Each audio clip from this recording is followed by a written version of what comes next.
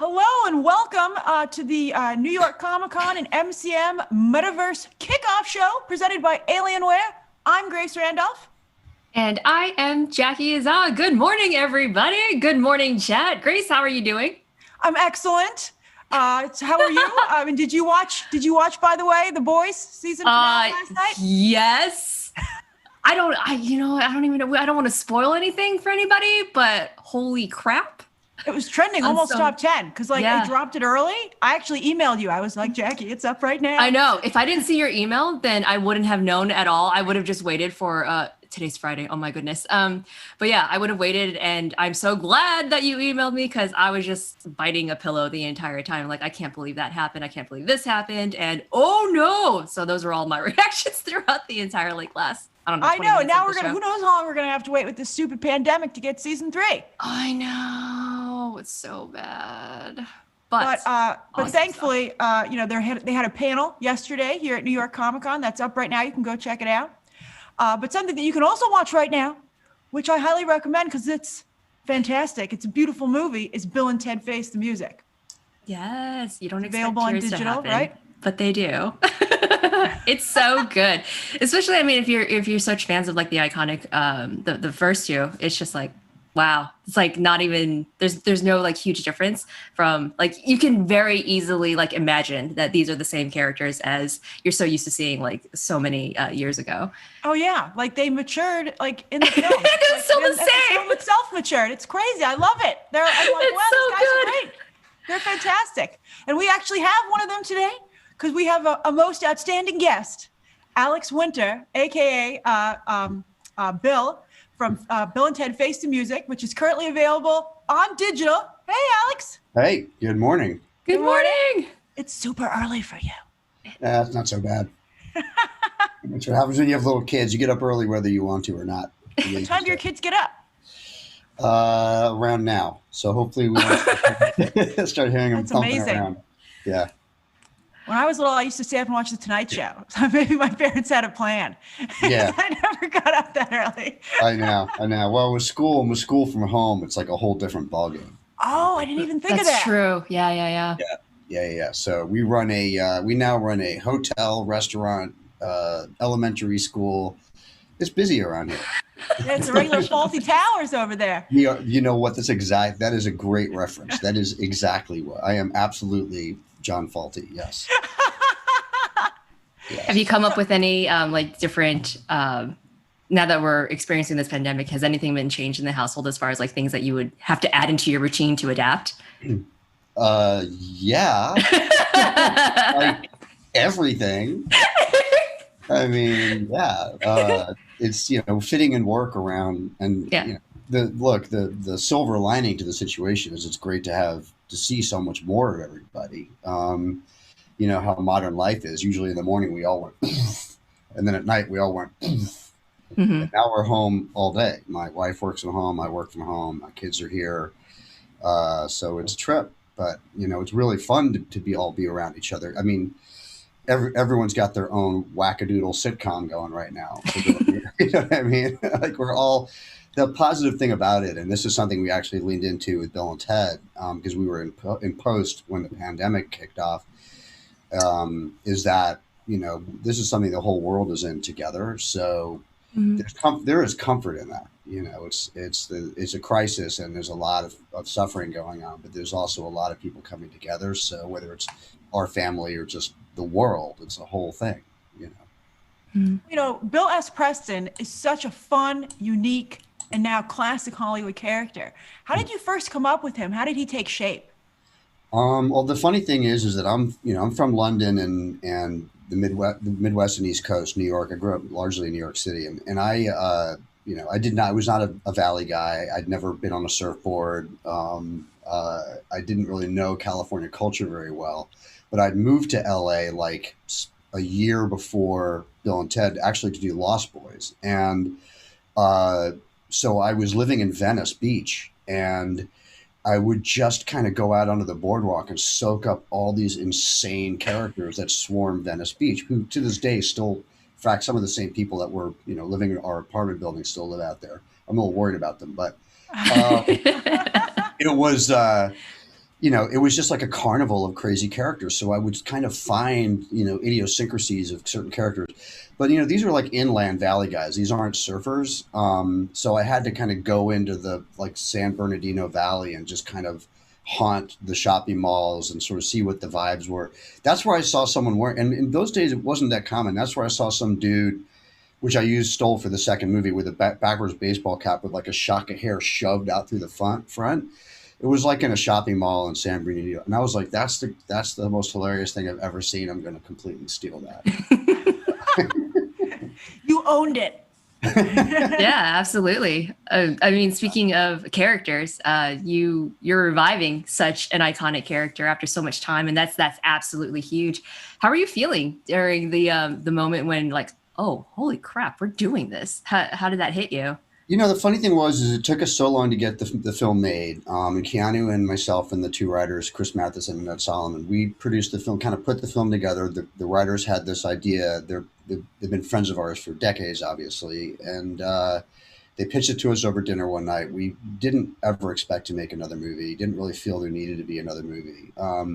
But the idea was so funny and so heartfelt. It was like the idea of revisiting us now, and not pretending we're not our age. Like, just lean into it. Like, we are this age. We've got wives, kids, lives, and we have not fulfilled our destiny. It just seemed hilarious and poignant. So we had time to think about it, but you know, it's true that there comes a kind of, especially with acting, like you can do all the prep in the world, and I did a lot of prep, sort of refining this guy's body and his voice and all of that.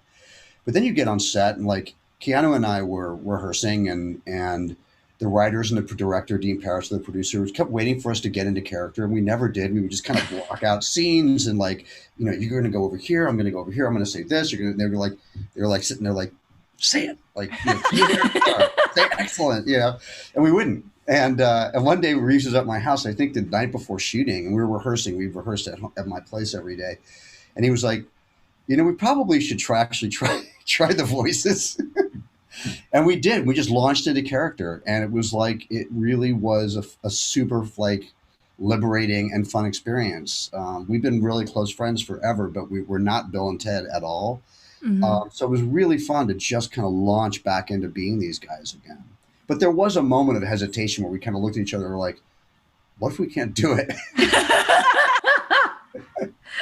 Well, you did it absolutely beautifully well. Thank you. A lot of it. Sorry, Grace, go ahead. Go ahead. No, I was just going to say, and then you guys like built on that. You gave yourself even more of a challenge because you had so many different versions of Bill and Ted in this movie. I mean, the prosthetic work was amazing. You had Down on Their Luck Bill and Ted, prison Bill and Ted, nursing home Bill and Ted. How long did it take to get made up as those characters, and who was your favorite? Well, you know, the playing the multiple characters, I think, is what really sealed the deal for both of us, because from an acting standpoint, that's just so much fun. So that was the thing that really made this movie kind of an acting challenge in a fun way. Acting opposite yourself, but also imagining Bill and Ted as these different guys. Like, how would these guys with this sunny, optimistic disposition be as hardened prisoners? How would they be as these sort of like kind of drunken, miserable characters, right? That was really fun. But the makeup effects guys, you know, I have a long history of doing work with prosthetics. I love it. These are people I've known my whole life. Kevin Yeager, who did the prison makeup, which was my favorite. Kevin did my granny makeup for Bill and Ted 2. He's one of the geniuses of that world. Bill Corso, who did all my makeup through the movie and ran the makeup department, is an Oscar winner who has done everything you've ever seen. But he also did my film Freaked many years ago, which was, I was buried under a pile of prosthetics for that. So was Keanu, actually. And so I enjoy it. I came up doing theater. I came up doing Broadway, actually, my whole childhood. So it was always, and I was in 2 long-running Broadway musicals back-to-back. So everything in my life was always hyper theatrical. And I came up with crazy costumes and crazy makeup. So it's really, it's how I'm most comfortable, I think. Who came up with all the tattoos for you guys? We all did, actually. I mean, I had a lot of input on, I mean, Kevin's a genius, so I didn't tell him how to do his job. I just sort of nodded my head. But I had a lot of input on how my body looked. Like, I wanted to look like a silverback gorilla, and I sent him photos of silverback gorillas. I was like, make me look like that. And then we had ideas for tats that we just thought were hilarious. I mean, I love the idea of a San Dimas SD, and we had to have like heinous or excellent. I think at one point they had something positive on my stomach, and I was like, no, he's a hardened convict now. It should say heinous, you know. He's not happy anymore. So it was fun. I think the Zangief characters, the hardened prisoners, were like my absolute favorite. I was like, how are they moving with all of that on top of their bodies? And so I had to have been quite challenging. It's quite light, actually, funnily enough. Is it? Yeah, it's hot, but it's light. Oh, I imagine then that you couldn't like scenes would be very short then, because it's just, you had to have been drenched in sweat. Yeah, we were like heat stroked. Yeah. Oh, well, good thing you're safe. So yay.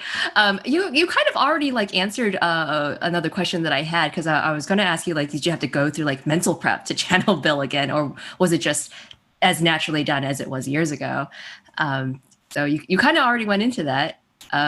Yeah, I mean, the thing is I'm so different from this guy, and you know, and Keanu is so different from that guy, and for me, I spent about a year, you know, going back into training, which is just, you know, I mean, I do acting training anyway, because it's good for my writing and directing, but sort of specific to this person. The thing about playing Bill that is really fun, but is kind of counterintuitive, is he is legitimately optimistic about almost everything. But I don't want him to be a caricature. I want him to be a regular human being. So I had to sort of find my way into actually believing these scenarios. And a lot of the comedy, what was fun about this movie for Keanu and myself was we were older, we were more experienced, so we were able to kind of approach these guys with a bit more, I don't know if intelligence is the right word, because it's being charitable, but with a bit more life experience. So we kind of were more specific about how we're different, and how Bill is different from Ted. And my sunniness sort of, you know, cutting against his skepticism a little bit. And that was really fun to play. And that gave us somewhere to go with the characters. So, yeah, I saw a lot of the original Bill and Ted kind of bleed over, the behaviors and the patterns bleed over into the kids. And yes. I thought they did amazing, like the head bobs and the mannerisms and like the tone and inflection that we were so used to seeing. So I thought that was also beautifully done. Yeah, Samara and Bridget, we were so unbelievably lucky. I mean, that would have, even if they were not as good as they were, I mean, it could have been terrible if they were bad, obviously, because it would have been like bad, you know, imitations of our characters. But they both brought their own character, individuality, sort of threaded through aspects of our character and our wives, Elizabeth and Joanna. So they're these sort of strange hybrids of these British princesses and these goofball valley guys. They did an amazing job. They did. No, also earlier this week, when Eddie Van Halen tragically passed away, I thought it was really beautiful that so many people were tweeting out that clip from Bill and Ted where they're like, we need Eddie Van Halen and Wild Stallions. Do you think that over the years, Bill and Ted has got more people into the music scene? I think that you know, where Bill and Ted seems to sit, wherever it sits within our culture, is as kind of a celebration of music and music's ability to transcend boundaries and music's ability to bring people together. And I think that with Eddie Van Halen, look, we mentioned a lot of bands in the movies, but Eddie was like always the person that we wanted the most. And if you think about it, the reason that I always liked that was that Eddie's persona was always very joyful. Like he was a hard rocker, but he wasn't like a satanic rocker or like, and there's rockers who I love, like, but they were hardcore. Like they did not smile. They didn't, you know, the Van Halen band always had this incredibly joyful, you always like Eddie's grin always made you smile. And I think that's what's so devastating about the loss, obviously going so young, but you just felt like some light got taken away from the world. So I think that infectiousness was something that I drew upon when I made the first movie. I remember reading that Eddie Van Halen is like this guy Bill loves, and I grew up with Van Halen, and that was the thing you loved about him, was that he did have that buoyant, joyful, optimistic attitude. So I think that's something that Bill and Ted movies convey, and you know they do it through music, and the third movie is all about that. So, just real quick before we let you go, you have a documentary coming out. This is a busy year for you. It has. We released a movie on HBO this summer called Showbiz Kids about children in show business. And that's on HBO Max now. And I'm really happy with that movie. And then I've got a film on Frank Zappa that I've been working on for many, many, many years. That's finally done. And that's coming out with Magnolia November 27th. So I'm super excited about that. And it's also about music and trying to make art in modern times and how hard and liberating and challenging that is. So it's cool. Absolutely. I mean, thank you so much for joining us, especially with it being so early for you. It was great conversation. Thank you so much for joining us. Great. Thanks, you guys. It was great to see both of you. Yeah, of So course. much fun. Bye. Okay. Be Bye-bye. excellent to each other. And park it up. Yes. So we have a big day. So every day, Jackie and I pick 3 panels that we think we should watch. Yesterday we were we were matched on 2, Jackie. Yes. I wonder. I'm hoping that we're matched on 1. That would be fun. That would be cool. So, and then like hopefully by Sunday, then it'll be like, okay, we're not matched at all, and that's like fantastic. So, do you want to go first this time? Okay, sure. All right. Thank you. Well, today all my panels that I picked are on center stage. There are 2 stages, so 2 playlists. So if you want to go on the main YouTube channel, you want to look at main stage and center stage. And the first panel I picked is the Batman Beyond cast. Did you pick it too? Maybe. I did. Yeah, that's excellent. I was after your big buildup, I was like, what if we don't match on any? That's awesome. So tell everybody about it since we both picked it. Yeah. So it's Will Friedle, Kevin Conroy, and Andrea Romano. They just go back on looking back at this particular series, and it has a special place in my heart because Me too. I had the biggest crush on him. Like it's just because I grew up with the show, and I was so excited to get home from school and be like, hey, this is awesome. Fantastic. Yeah. It was good to see like a later generation, because Batman, everyone knows Batman, and everyone knows the story. It's been retold several times, but to see that kind of like passed on, and to see like the different stories and the different narrative and different characters and whatnot, it was I kind of liked it. So I was like, yes, this panel, yes. Right? It's at 1:30 today. And then let's see, I also have the Marvel Agents of S.H.I.E.L.D. prop review and auction. Different. Yay! That's on you. Very quickly. So, because we're getting close to the start of the show. But Marvel's Agents of S.H.I.E.L.D. has, of course, done 7 seasons, and they are going to spotlight the props that they're putting on auction. So Prop Master Scott Bauer today at 2:20 p.m. will go over all the cool props he selected for you to bid on. And it's going to be really cool to see. Oh, that's so good. I love how there's just so much that you can watch and partake in. I love it. And it's so different too. There's like so many different things, something for everybody. Y'all are going to have a fantastic time. So, what's your second panel? Mine is at 4:10 Eastern. Entertainment Weekly presents the Walking Dead Showrunner Summit. Oh, that's so cool. Yeah. I know you love horror, Jack. I love horror. I love zombies. I love like everything. And Walking Dead, I was so emotionally invested in everybody. And that show is just so good at like ripping your heart out, sometimes quite literally.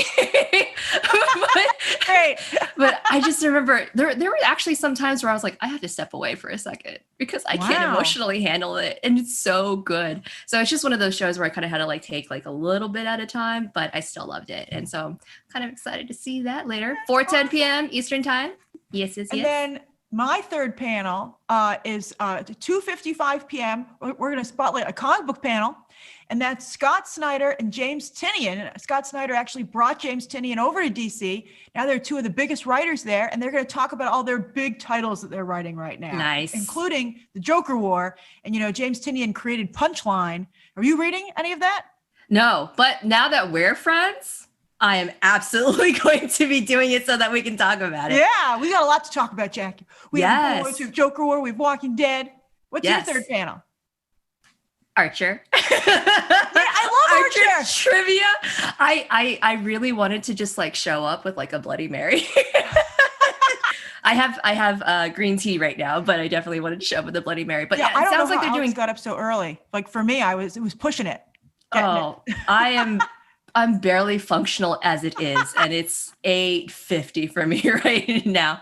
But it sounds like they're going to be doing some trivia. That's with fantastic. cast. Yeah, so it's 7:20 p.m. Eastern time. That's going to be great. I love that show. And the voice so cast much. The is voice so cast, the writing, it was absolutely amazing. So yeah, Archer, one of like the first big adult like animated shows. There was a ton of them coming, but you know, Archer's like been around for a while. Super quotable. I forgot the Bloody Mary prayer, but I used to do that every single time, anytime I had like brunch or something. Oh, that's awesome. Channeling my inner Archer. Well, so I think that where can everybody find all the panels and everything if they want? Yes, everyone watching this VOD, everyone watching in chat right now, don't forget to subscribe to New York Comic Con, and for the full schedule, find themetaverse.com. Yay! And also don't leave this YouTube channel, because right now this is going to automatically switch to the first panel of the day. And this is a good one. This is starting at 10 a.m., which is in about 10 minutes. And it's Ready Player 2, where Will Wheaton is going to talk to Ready Player One writer Ernst Cline and his follow-up book. I loved that movie, by the way. Did you like Ready Player One? We have like so much. I you know what? It's on my, I'm not going to lie. It's on my to watch list. There's so much content out there that I have to ingest. Yes. So I have to like really prioritize. No, it's really hard to keep on top of all this stuff. You know, there's just so much going on. But if you're looking for something to stream, Ready Player One is really a lot of fun. It has so many great pop culture references in it. It has a big Shining thing. So you would like that. Oh. It has a Shining sequence where they actually go into the movie. They go into the world of The Shining. Oh, no way. Very well rendered. Sold. Done. I love this The Shining. weekend. I bet you do too. Yes. And watching Dr. Sleep. Yeah. Yeah. So that was, there were some gut-wrenching moments in that one too. And but yeah, all good. Are you going to watch Bly Manor this weekend? I'm going to, you know what? I'm going to do anything you tell me to do. Just give me a list to watch, and then I'm just going to like catch up with everything. I bring it up because it's horror, and you know, it's like a horror scary thing. And since I know you like that so much, but it might not be the gore that you're looking for, Jackie. You know, I like all sorts, you know, sometimes the thriller, sometimes the paranormal, sometimes like the slasher, sometimes the cheesy ones, like Ready or Not. That was great. Yeah, it's like, it's not horror, but scary situations. I loved that. And that's Samara Weaving from Bill and Ted Face the Music. Yeah. She's really good. I like her. Yeah. So. All right. So everybody join us tomorrow. We are talking to the X-Men, the animated series showrunner and writer. And we're both big X-Men fans. So that's going to be a lot of fun. Yes. So excited. Can't wait. All right, bye, everybody. Be excellent to each other.